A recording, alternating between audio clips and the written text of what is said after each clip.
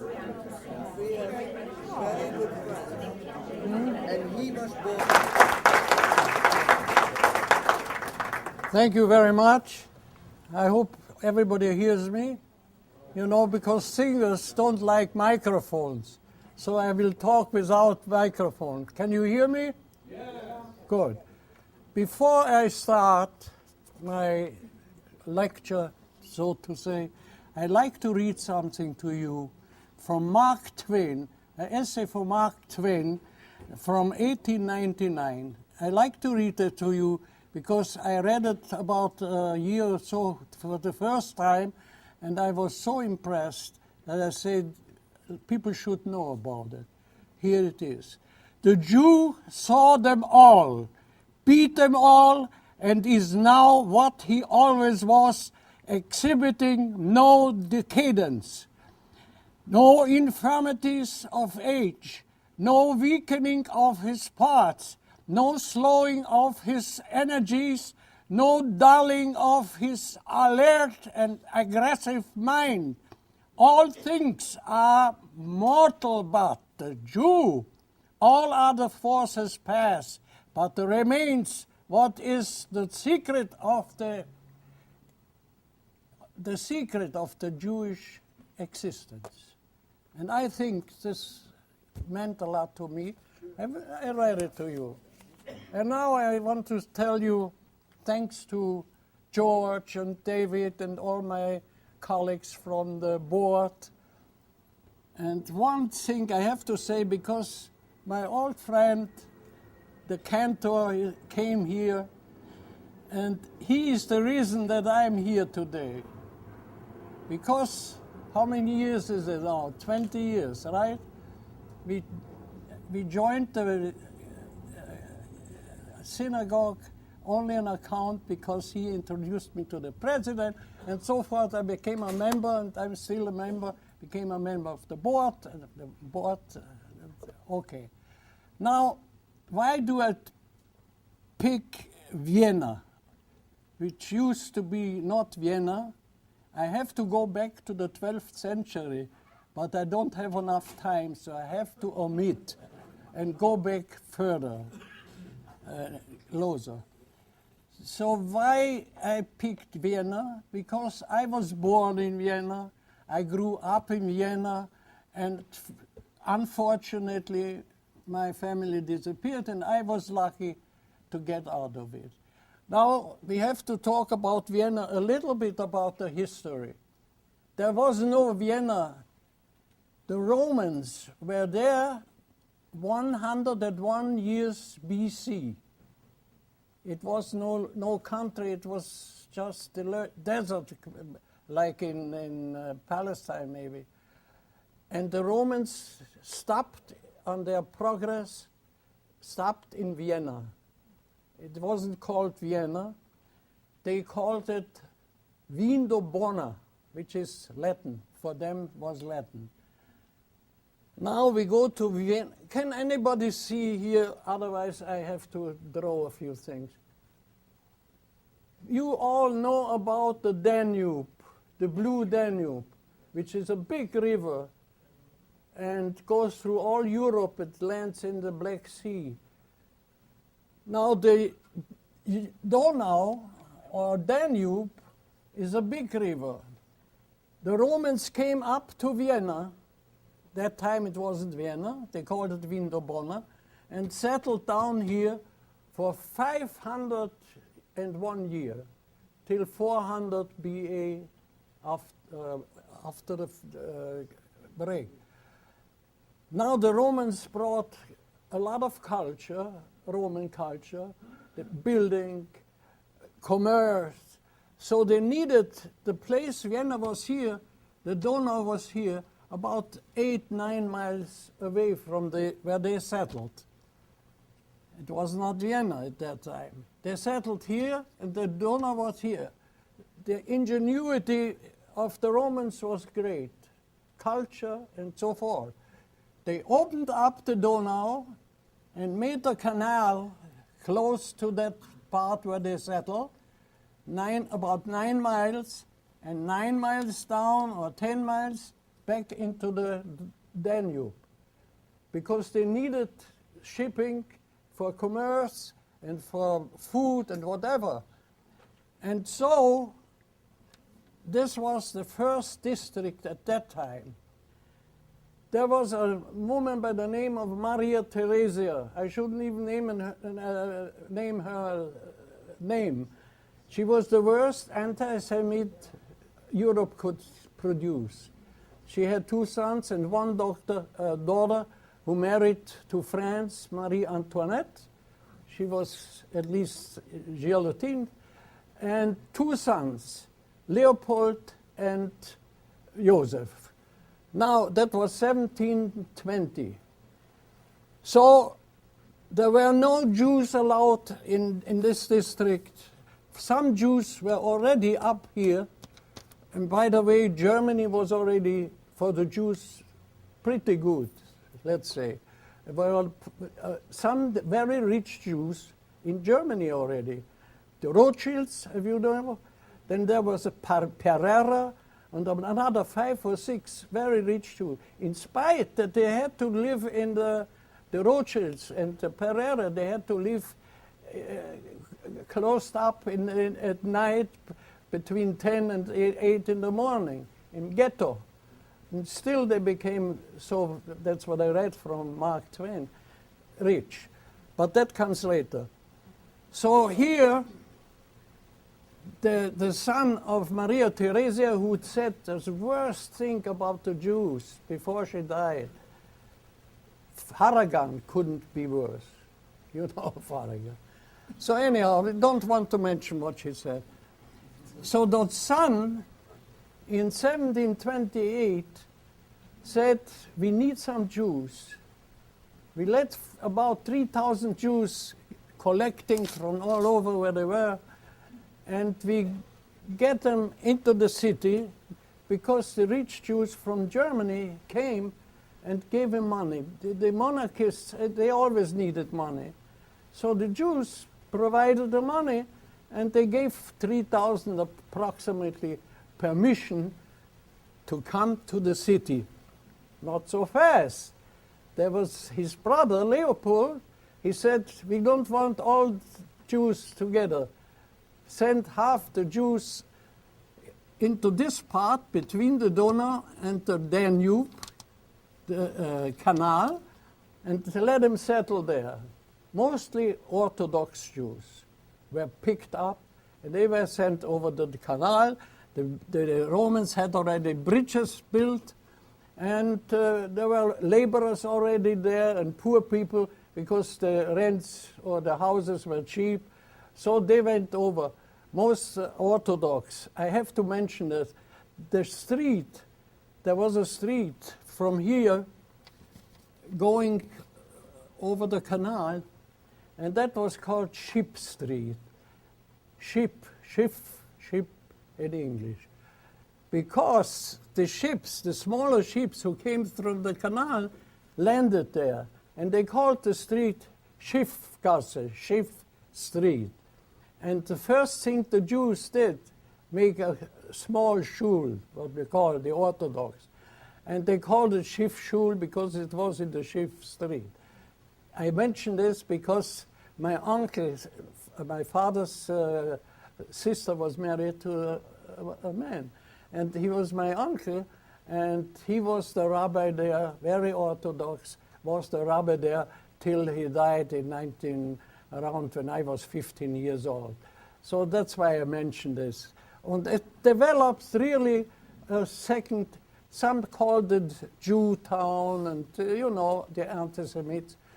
But then, when this was done, the Romans left in 400 BA. Who came next? The Turks. Wanted the Muslims, wanted to have everything like today. So the Austrians or the Viennese built a ring around the first district. At that time there were not so many districts because today there are about 24, 25 districts.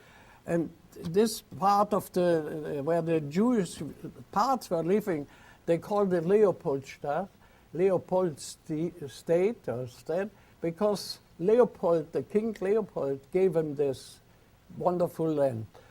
But today it's a big district. So the Turks came here, and the Austrians and Viennese made a ring around this district. So, and the Turks were defeated. Up till here they came, and here they were defeated, and they had around this first district defenses and so forth. And today there's still a big street from here till here around about 8 miles, 9 miles. It's still called Ringstraße, Ring Street. Now we come to the Jews. Have to come to the Jews too. This guy allowed about 2,000 Jews into the city because some German Jews came and gave some money. 10,000 gulden, that is about 5,000 per person, they had to pay in order to settle down in the inner city.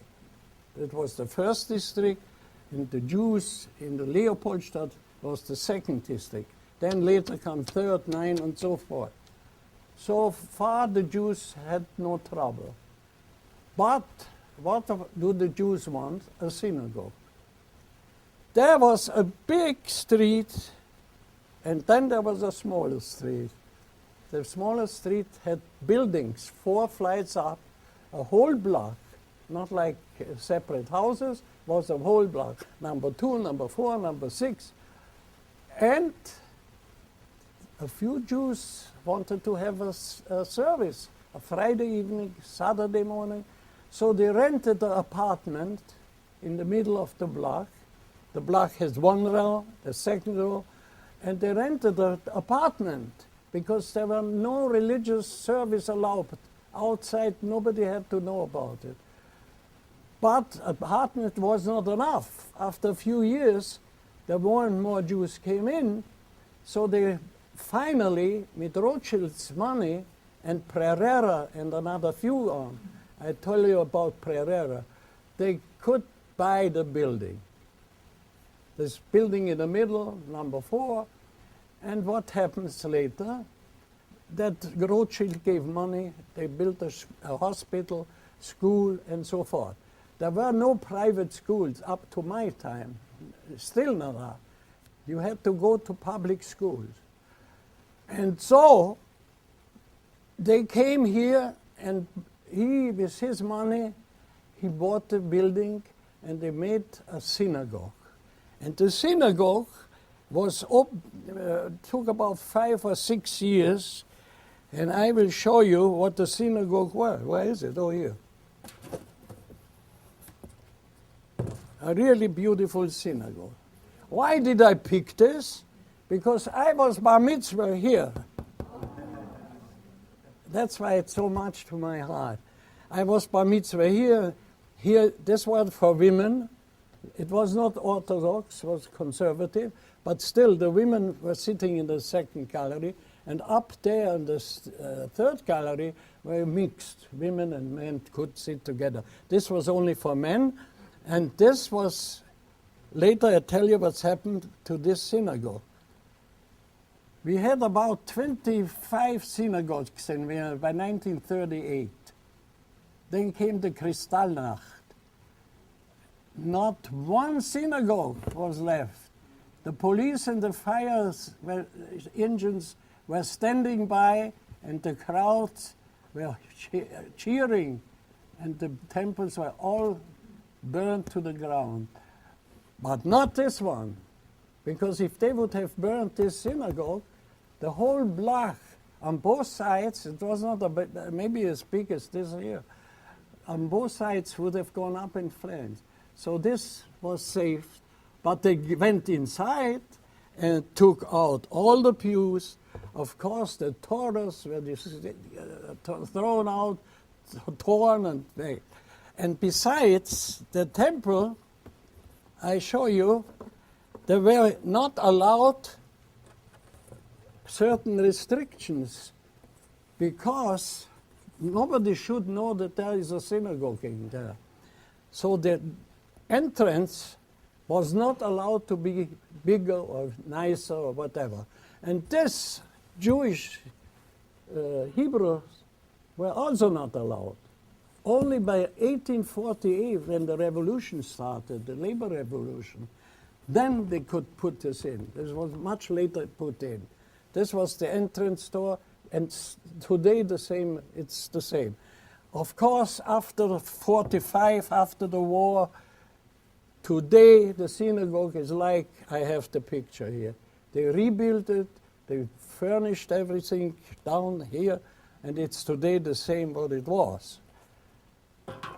Now, I beg your pardon? Do you know the name of that synagogue? Yeah, it's called Stadttempel. I have it here, and is now Stadttempel. How shall I say? City Temple. City Temple.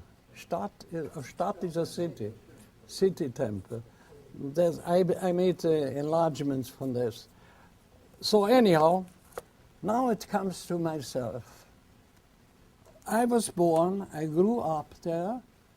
I had really no trouble with anti-Semitism because it was 1907, and 10 years later, in 1914, the war broke out, First World War, and that was a little good for the Jews. It was already good for the Jews after the revolution, 1848.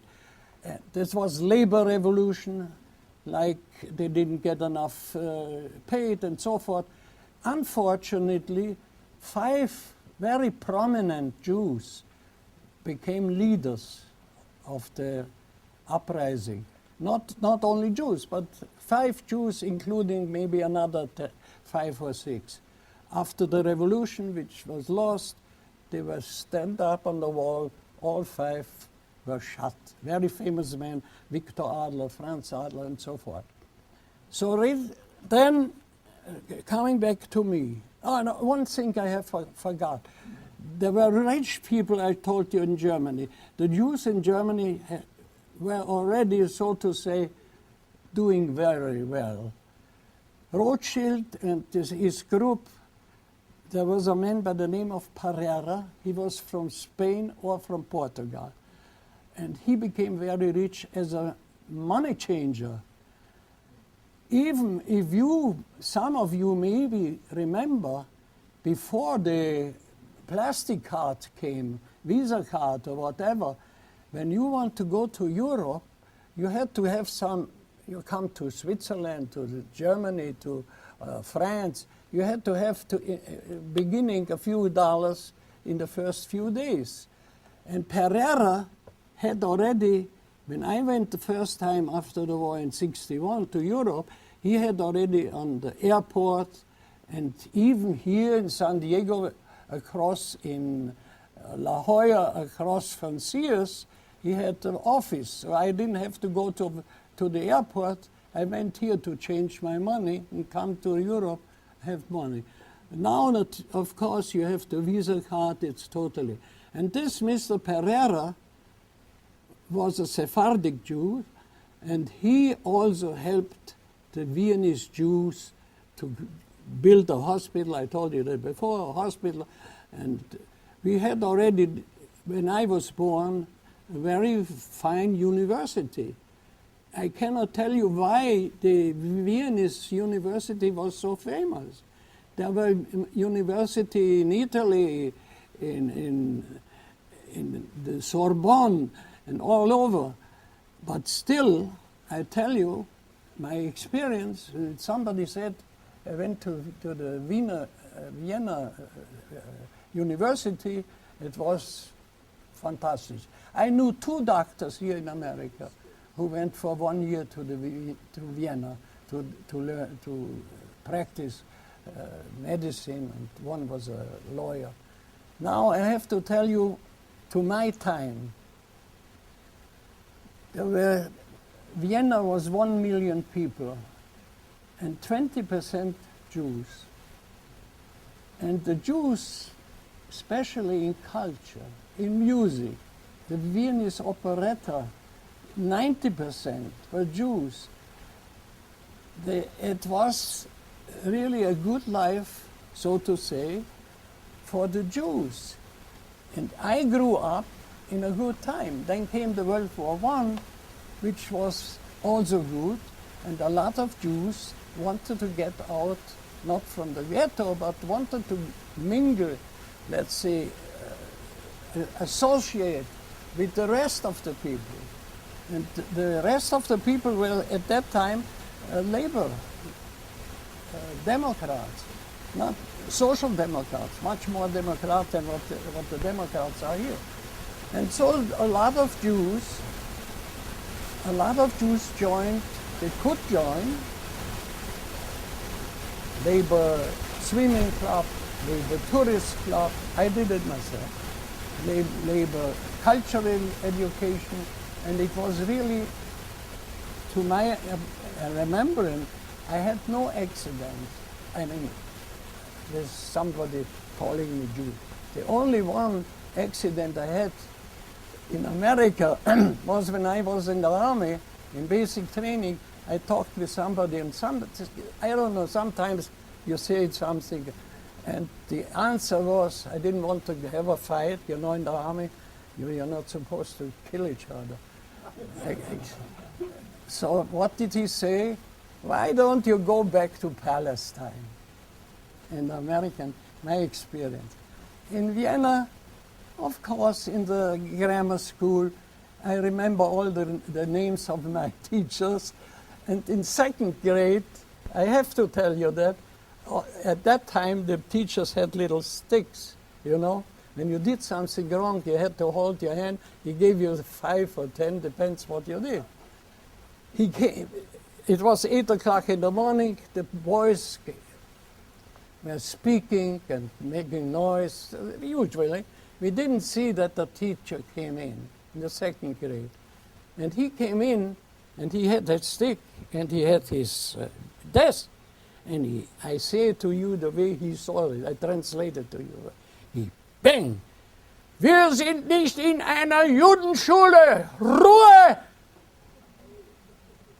Was quiet. We are not in a Jewish school. Quiet. That was my experience in second grade. So I remember this all. Surprised after 99 years. So anyhow, then came my music education. I started playing violin. My mother didn't want me to play the violin. Yiddish Jewish mothers, they want a doctor, a lawyer, and so forth. But I wanted to be a violinist because I saw somebody playing the violin. That time there was no television or something.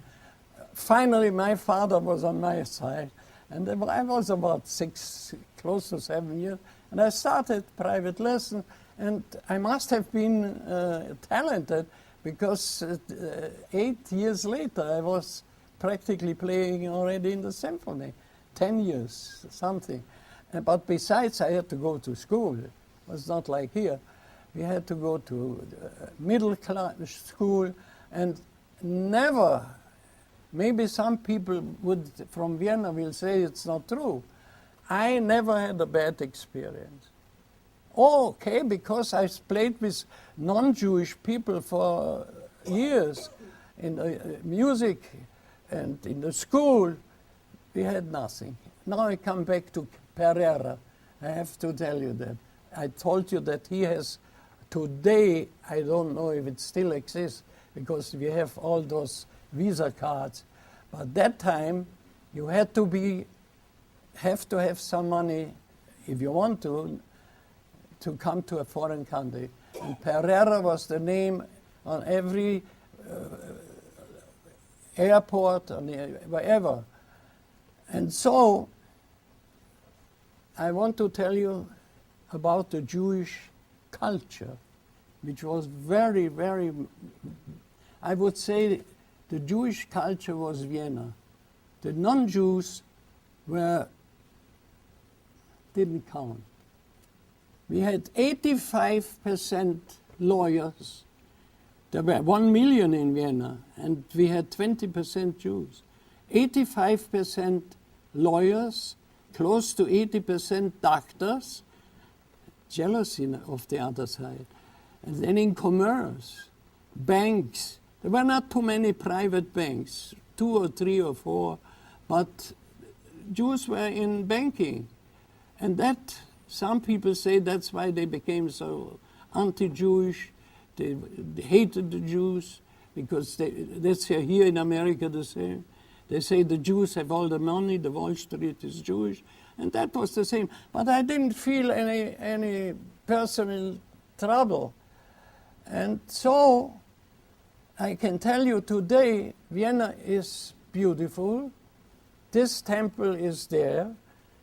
And the others, which when I came the second time, I couldn't believe it.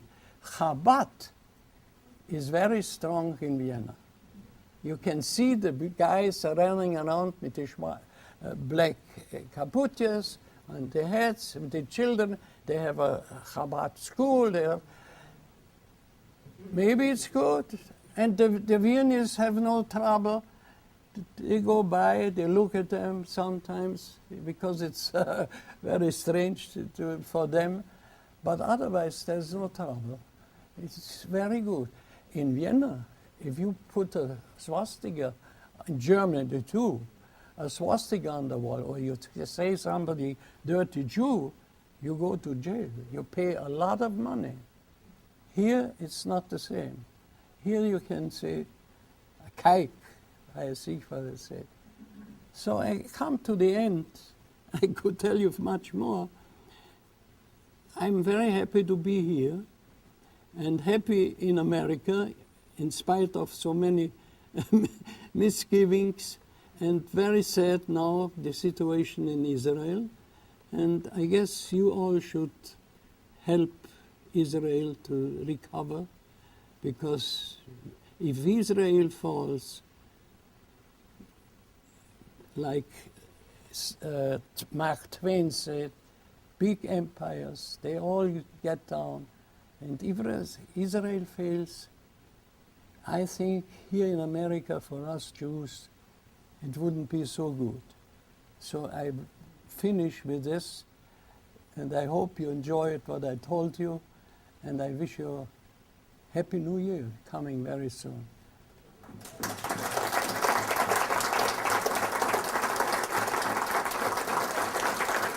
Thank you. If you have any questions, I give it to you. What? How old were you when you came to the Oh, United States? 30, I came in 41. 34, 35. I was drafted. I came in July 41. In May 42, I was drafted. 3 years. Yes, Cantor.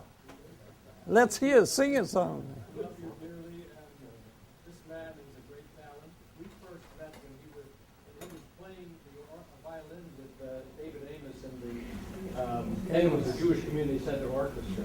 You were the singer, I was the violin. Well, you were great. Now, my question is, how would you describe the reaction of the Austrian people, the Viennese, when Hitler first began to come into power? Did you feel? Fortunately, I was before. I would say he marched in March 38, and there was a man by the name of Dollfuss. He was took over, was a dictator, and Dollfuss was very strictly rightist, and at that time, when Hitler became Reichskanzler, Reichskanzler, the worms came out from the woodwork in Austria because there was so much underground. Like today, Iraq gives money to build up the murderers. And this was from Germany already. Under Hitler, they gave money, and they had underground. And they killed. There was an attack, and they killed Dollfuss. And they were the terrible times. Thanks God, I lived in Prague. My second home was Prague. I would have been a citizen in 1938, but I was smart. It was not my fault. I left Europe. I was told to leave Europe as soon as possible because Czechoslovakia was surrounded from the Nazis. From Prague to the border was about, by car, maybe an hour and a half. And the last summer I worked in Marienbad, which was a spa. And you could, 10 minutes with a car, you could see the German tanks already on the border. And that's too much to tell you that I played a party at the German consular because I knew the consular was my guest. And I became very friendly with him. And he was a fun. He didn't like the Nazis. All the aristocrats were very suspicious because they killed them afterwards. So, and there was a meeting that was in 1938, beginning. And you know who was at that meeting at the consulate? He told me to come play violin and piano. And General Keitel, ever heard somebody? He was. Then there was another general, and I overheard everything. I was standing here, and they were standing here in a real uniform, and a bunch of generals and soldiers. I heard them say, "Yeah, we are ready." That means we are ready. They were ready for the invasion of Czechoslovakia. And I heard this. That was already in May 1938. So I left September 1st, 1938. It was lucky. After me, then Czechoslovakia. And they had the army, the Czech army. But then they got the order not to resist because there was no chance. With tanks and all this, no chance. That's how they took over. Yes?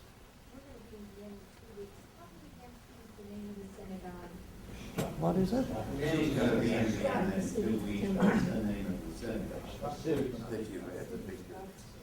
Here, you can copy it.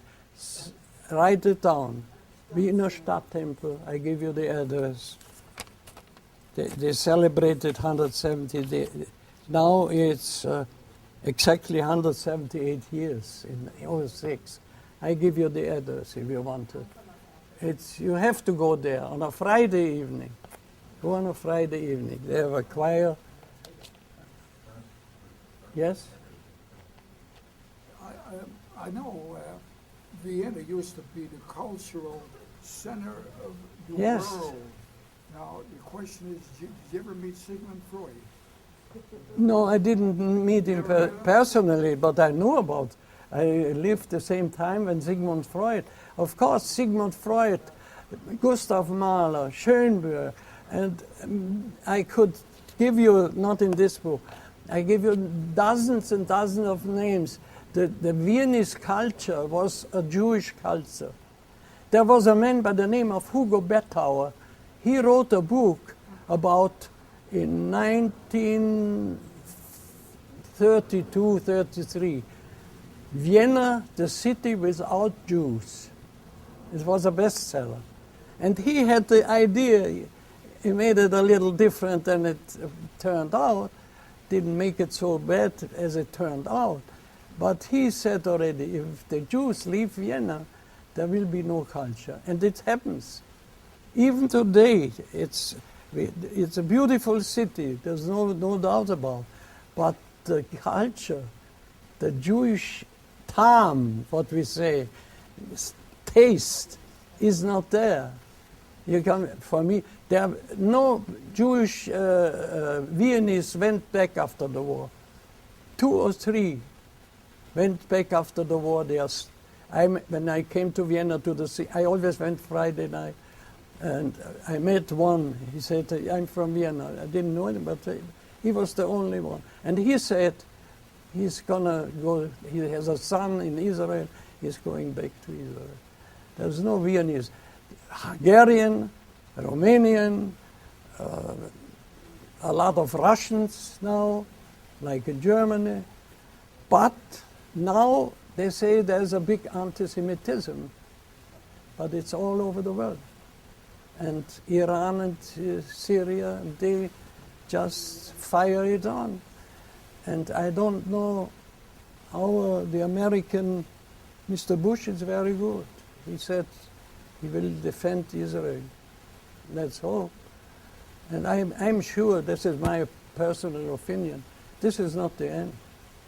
They are not giving up. Iran is not going to give up. He wants to destroy Israel, and he wants Muslims should take over. He says only the Middle East, and I tell you he wants to take over the world. That's why we are. A friend of mine came back and visited her mother, and she went to Vienna. She was Viennese. And she came back and told me, in Vienna are 66 mosques. You know what that means? Vienna is like La Jolla and San Diego, I mean. 66, and the Viennese, the non-Jews, they are very angry. The Christians don't like it. But what can they do? They're there. So anyhow, we can only hope. Yes, my friend, you want to throw me out? Well, I didn't. No, I. Okay. Thank you. Thank you.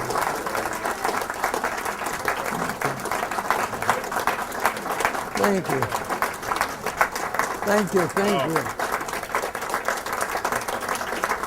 Thank you. Thank you. Thank you.